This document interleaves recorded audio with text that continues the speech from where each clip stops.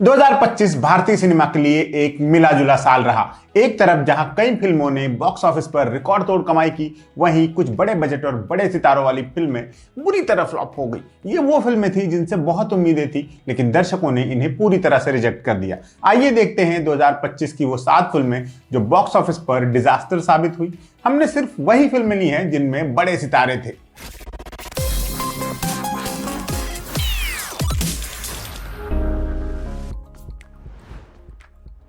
कंगना रनौत की महत्वाकांक्षी film emergency साल की सबसे बड़ी निराशाओं में से एक रही। यह फिल्म 1975 के इमरजेंसी पीरियड पर आधारित थी, जब तत्कालीन प्रधानमंत्री इंदिरा गांधी ने देश में आपातकाल लगाया था। कंगना रनौत ने न सिर्फ इंदिरा गांधी का किरदार निभाया, बल्कि फिल्म को लिखा, प्रोड्यूस किया और डायरेक्ट भी किया।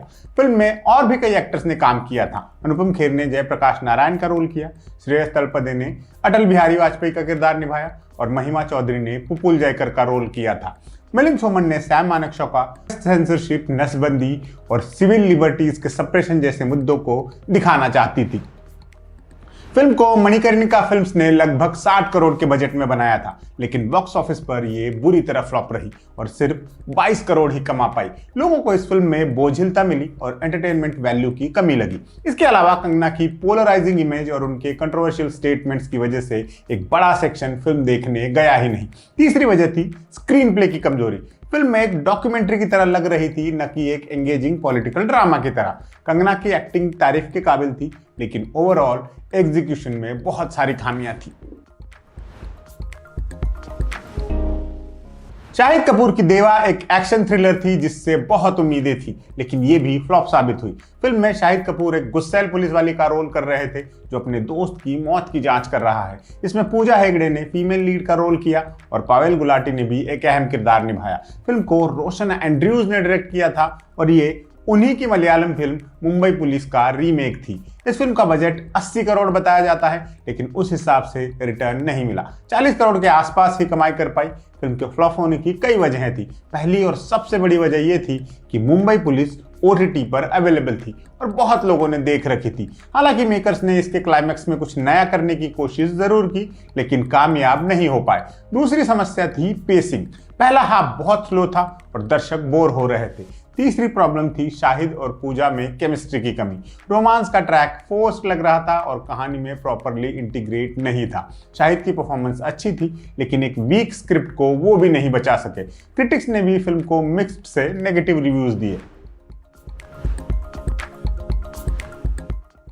सलमान खान की सिकंदर शायद 2025 की सबसे बड़ी और सबसे शॉकिंग डिजास्टर थी। सलमान खान जो बॉक्स ऑफिस के बादशाह माने जाते हैं, उनकी फिल्म का इतनी बुरी तरह फ्लॉप होना किसी ने भी नहीं सोचा था। सिकंदर एक एक्शन ड्रामा थी जिसमें सलमान के साथ रश्मिका मंदान्ना, प्रतीक बब्बर, शर्मन जोशी और सत्यराज जैसे एक्टर्स थे। फिल्म को AR मुरुगदास ने डायरेक्ट किया था, जो गजनी जैसी हिट्स बना चुके हैं। फिल्म को बनाने में 250 करोड़ से ज्यादा का बजट फूंक दिया गया था।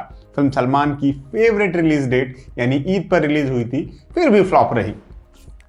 सिकंदर ने मुश्किल से 175 करोड़ की कमाई की थी, जो सलमान के स्टैंडर्ड्स के हिसाब से बहुत कम थी।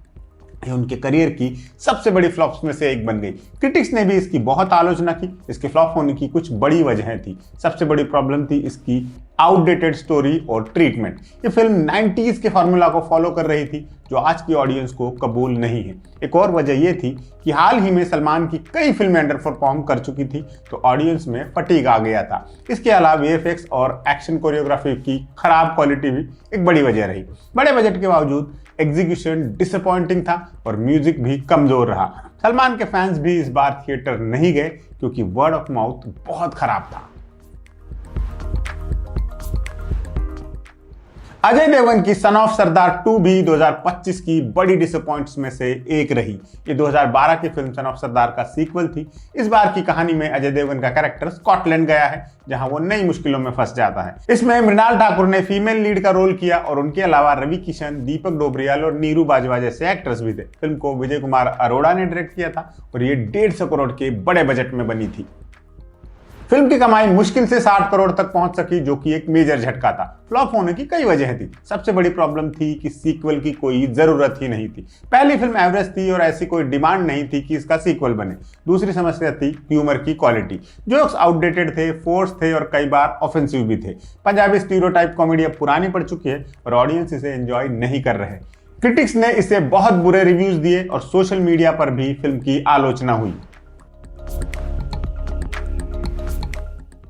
वायर स्पाई यूनिवर्स की वॉर 2 इस साल की सबसे हैरान करने वाली फ्लॉप थी, क्योंकि इस फ्रेंचाइज से बहुत उम्मीदें थी। 2019 की वॉर एक मैसिव ब्लॉकबस्टर थी और उसका सीक्वल होने की वजह से सभी को लगा कि ये भी सुपरहिट होगी। ऋतिक रोशन ने मेजर कबीर धालीवाल के रोल में वापसी की और जूनियर एनटीआर ने मेन विलन का पावरफुल रोल निभाया। कियारा आडवाणी, आशुतोष राणा और अनिल कपूर भी फिल्म में थे। फिल्म को अयान मुखर्जी ने डायरेक्ट किया था और उनसे बहुत उम्मीदें थी जो कि पूरी नहीं हो सकी। यशराज फिल्म्स ने इसे लगभग 400 करोड़ के मैसिव बजट में बनाया था। फिल्म में एग्जॉटिक लोकेशंस, हाईटेक गैजेट्स और स्पेक्टेकुलर एक्शन सीक्वेंसेस थे। बावजूद इन सब के फिल्म ने उम्मीद के मुताबिक कमाई नहीं की। हालांकि इसने 300 करोड़ का भारी भरकम कलेक्शन जरूर किया था, लेकिन फिल्म का बजट ही इतना था कि इससे फ्लॉप ही माना गया। हाल ही में एक इवेंट में ऋतिक खुद इस फिल्म को डिजास्टर कह चुके हैं। फिल्म की कहानी बेहद वीक और प्रेडिक्टेबल थी। सारा फोकस एक्शन पर था और नैरेटिव को इग्नोर कर दिया गया था। दूसरी बड़ी समस्या थी ऋतिक और एनटीआर के बीच की राइवलरी को प्रॉपरली डेवलप नहीं किया गया। दोनों सुपरस्टार्स थे, लेकिन उनकी केमिस्ट्री और कॉन्फ्लिक्ट दोनों ही अनकन्विंसिंग लगे। तीसरी वजह थी फिल्म की लेंथ। 2 घंटे 55 मिनट की फिल्म बहुत लंबी लग रही थी और बीच बीच में बोर भी कर रही थी। एक और वजह थी म्यूजिक का कमजोर होना। पहली वॉर में जय जय शिवशंकर और घुंघरू जैसे चार्ट बस्टर्स थे, लेकिन इस बार कोई यादगार गाना नहीं था। इन सब बातों का मिला जुला नतीजा ये रहा कि वॉर 2 डूब गई। टाइगर श्रॉफ की बागी 4 इस फ्रेंचाइज की चौथी इंस्टॉलमेंट थी, लेकिन ये सीरीज के लिए एक लो पॉइंट साबित हुई। पिछली 3 फिल्में, खासकर बागी 2 और बागी 3, डिसेंट परफॉर्मर्स थी।